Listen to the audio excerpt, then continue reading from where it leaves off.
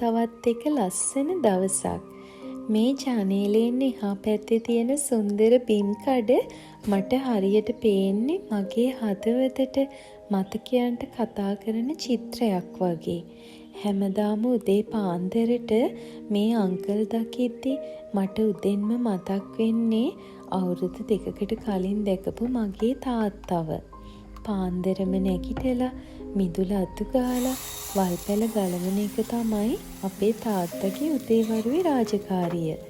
තාත්තා ගෙදර ඉද්දී ගෙදර මිදුල පන්සල වගේ පිරිසිදුයි කියලයි මට දැනෙන්නේ. සති කීපයකට පස්සේ ගෙදරටම වෙලා ගත කරන්න පුළුවන් සතියන්තයක ආරම්භය. ඉතින් මම හිතුවා උදේම ආප්ප හදලා උළුඳු වඩේ ටිකකුත් හදන්න. අද මම ආප්ප හැදුවේ ටිකක් වෙනස් විදියකට. මේ ආප්ප හදන්න ගත්තපු හාල් පිටියක කොටා ගනිද්දී මම හාල් පෙඟෙන්න දැම්මේ නැහැ. මේක මගේ නැන්ද කෙනෙක් ආප්ප හදන විදියට තමයි මම අද හැදුවේ. ආප්ප වලට ගන්න හාල් ටික එවෙලෙම සෝදලා අරගෙන පොඩ්ඩක් වතුර බේරුණාට පස්සේ මම ඒ හාල් ටික එවෙලෙම කොටා ගත්තා. බලන්න මේ ආප්පවල ලස්සන. ඒ වගේම මම උළුඳු වඩේ හදද්දි ගන්නේ උඳු ඇට. මම ඊයේ රෑ පෙඟෙන්න දාලා තිබුණු උඳු ඇට ටික තමයි උදේ මේ කොටා ගත්තේ. ඊට පස්සේ ඒකට ලුණු, කෑලි මිරිස්, ගම් මිරිස් දාලා ලුණුත් දාලා හොඳට තලපයක් වගේ හදා ගන්නවා. ඒකෙන් තමයි මම මේ උළුඳු වඩේ හදාගත්තේ. ඉතින් උළුඳු වඩේ ආප්පයි කන්න පොඩි සම්බෝලෙකුත් හදාගත්තා.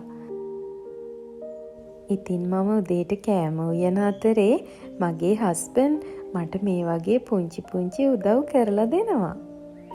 ඉතින් මේ සීතල දවස්වල ආප්පයි උළුඳු වඩේ එක්ක උණු උණුවෙන්ම බොන්න චායි ටී එකක් තිබුණොත් කොහොමද? ඉතින් මේ රසමලස චායි ටී එකට මම තලාගත්ත ඉඟුරු කෑල්ලක්, දුරු ටිකක්, කුරුඳු කුටු ටිකක්, ගම් මිරිස්, එතකොට තව එනසාල්, කරාපු නැටි, තේකොළ මේ ඔක්කොම දාගන්නවා.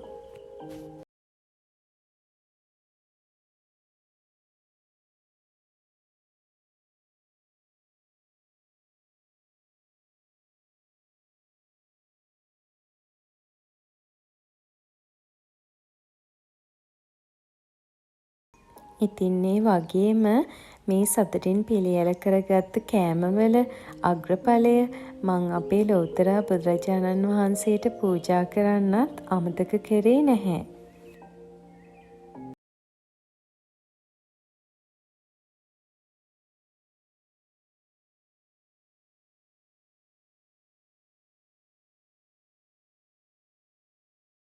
මේදපු ලංකාවේ ෆැමිලි එක ඉන්න ප්‍රදේශය මේ දවස්වල ලොක්ඩවුන් කරලා තියෙන්නේ. ඉතින් අපි දෙන්න හිතුවා මේ කෑම් වලින් කොටසක් ඒ අක්කටයි අයියටයි ගෙනිහින් දෙන්න. ඒත් එක්කම මම යාලා ආසම උණු කෑවුම් ටිකකුත් බැදගත්තා. ඉතින් අපි ඇතුළට යන්න බැරි නිසා බැරිකේඩ් එක ළඟින් මේ විදියට කෑම ටික දීලා ආපහු ආවා.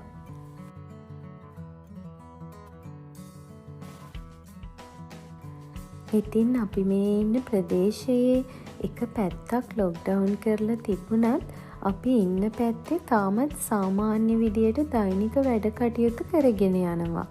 ඒත් ඉතින් හැමදේටම අවදානමට වඩා පරිස්සම හොඳ නිසා මම විතරක් ඉක්මනට ගිහින් අත්‍යවශ්‍ය බඩු ටික අරගෙන අපි තුන්දෙනා ආයෙත් ඉක්මනටම ගෙදර ආවා.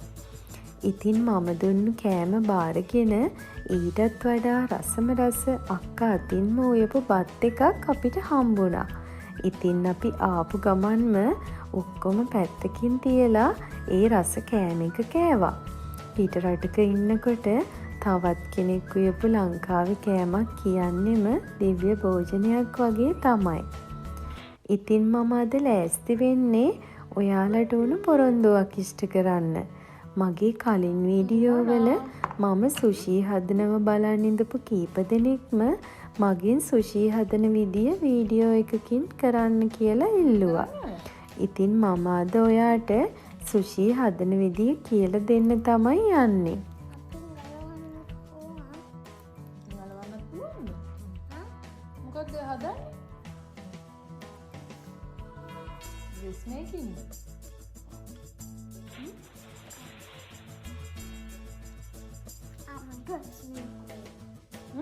I'll cut the dress and hang it for my door. Dolls. Yeah, guys. I use it for the outside. That is small one. ඉතින් මේ සුෂි හදද්දී අපි පොඩ්ඩක් ඇලෙන ස්වභාවය තියෙන හාල් වර්ගයක් තමයි තෝරගන්න ඕනේ. බත් ඇටවෙන් වෙන හාල් එකක් තෝරගත්තොත් අපිට සීවීඩ් පේපර් එක උඩ සුෂි එක හදද්දී බත් ටික අලව ගන්න අපහසු වෙනවා. එහෙම නැත්නම් සාමාන්‍ය බත් එක ගොඩාක් බෙරි කරගන්නේ නැතුව ටිකක් වැඩිපුර වතුර තියලා තම්බ ගන්න. සුෂි හදද්දී අපිට ක්‍රීම් චීස් පොඩ්ඩකුත් ඕන වෙනවා. ඉතින් අද මගේ ළඟ ක්‍රීම් චීස් නැහැ. ඒක නිසා මම මේ විදියට පොඩි චීස් කැට ටිකක් අරගෙන පොඩි කරගත්තා. ඒ වගේම සුෂි එකේ මැදට ක්‍රැබ් බිස්ටික් එහෙමත් නැත්නම් රතු පාට සැල්මන් කියන මාළු ජාතිය එහෙමත් නැත්නම් ෆ්‍රයි කරපු දිග ඉස්සෝ ඒ වගේ දේවල් යොදා ගන්නවා. ඒත් අද මගේ ළඟ ඒ කිසිම දෙයක් නැහැ. මගේ ළඟ තියෙන්නේ මෙන්න මේ පුංචි ඉස්සෝ ජාතිය. ඉතින් මම හිතුවා මේ පුංචි ඉස්සෝ ජාතිය බැටර් එකේ දවටලා ගැඹුරු තෙලේ බෙදගන්න.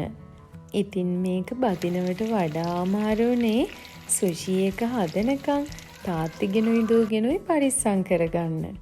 ඒ වගේම මම සුෂි එක මැදට දාගන්න කැරට්, ගෝවා, බෙල් පෙපර්, කියුකම්බර් ඒ වගේම මගේ ළඟ ඉතුරු වෙලා තිබුණ සොසේජ් කරලකුත් හීනියට කපලා ගත්තා.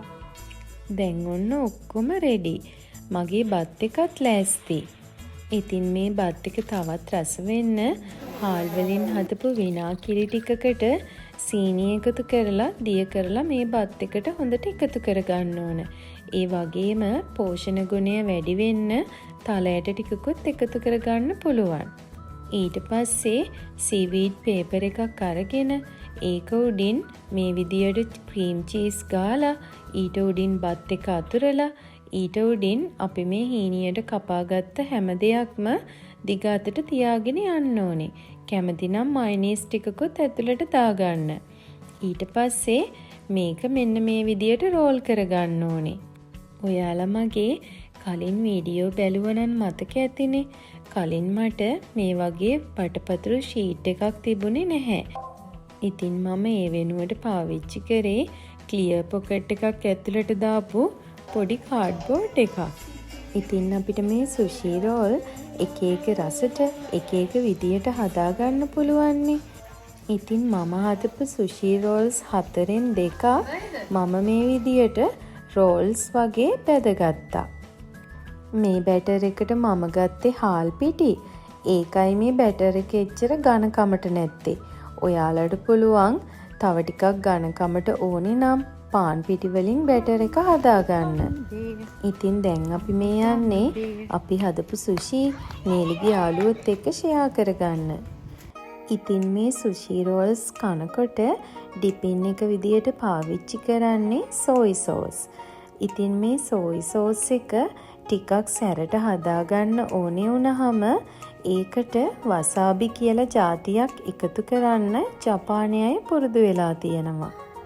ඉතින් අපිත් ටිකක් සැරට කන්න කැමති නිසා අද අපිත් සෝයි සෝස් එකට වසාබි ටිකක් එකතු කරලා හදාගත්තා. මේ තියෙන්නේ මගේ ලස්සන සුෂි ටේබල් එක. දැක්ක නේද? ඔක්කොටම කලින් ඉවර වෙලා තියෙන්නේ බෙදපු චූටි ඉස්සෝ ටික. සාමාන්‍යයෙන් මේ සුෂි එක්ක ජින්ජර් පිකල් එකකුත් කෑමට එකතු කරගන්නවා. ඒත් අද මට ඒ ජින්ජර් පිකල් එක නම් හදාගන්න බැරි වුණා. ඉතින් ඔයාට සුෂි හදන්න යද්දී එන ප්‍රශ්නයක් තමයි කොහෙන්ද මේ සීවීඩ් පේපර් එක ගන්න කියන එක නේද? ඉතින් මම ඔන්ලයින් සර්ච් කරද්දි දැක්කා ලංකාවේ ඒෂියන් මාකට් කියලා තැනක්. මං හිතනවා එතන මේ සුෂි පේපර්ස් ගන්න ඇති කියලා. ඉතින් මේ වගේ කෑමක් ගෙදරම පිළියෙල කරගන්න පුළුවන් නම් අපිට පුළුවන් වෙනස් අත්දැකීමක් අඩු මුදලකට ලබා ගන්න. මොකද ලංකාවේ ජැපනීස් රෙස්ටරන්ට් එකකට ගිහිල්ලා මේ වගේ කෑම වේලක් අරගන්නව කියන්නේ ලොකු වියදමක් නේද? ඉතින් මේ වගේ සුෂි හදාගන්න ගොඩාක් ආස කෙනෙක් ඉන්නව නම් ඒත් ඔයාට සුෂි පේපර්ස් හොයාගන්න බැරි නම් ඔයා මගේ වීඩියෝ එක යටින් ඒ ගැන කියලා පොඩි කමෙන්ට් එකක් දාලා තියන්නකෝ.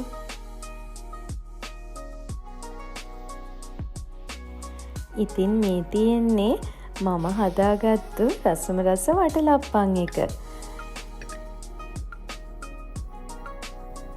ඉතින් ඔන්න සතුටින් සිනහවෙන් නිදහසේ අපි තුන්දෙනාම ගෙවපු මේ ලස්සනම දවසේ අවසානයත් අපි ආසම විදියකට ඉවර වෙන්න තමයි මේ හදන්නේ. වැඩ ඔක්කොම ඉවර කරලා නිදාගන්න යන වෙලාවට එළියේ හෙමින් වහිනවා කියන එක මට නම් හරිම සුන්දර දෙයක්. එහෙනම් අපි ආයෙත් දවසක තව ලස්සන වීඩියෝ එකකින් හමු වෙමු. ගිහින් එන්නම්. ඔයාලා හැමෝම පරිස්සමෙන් ඉන්න.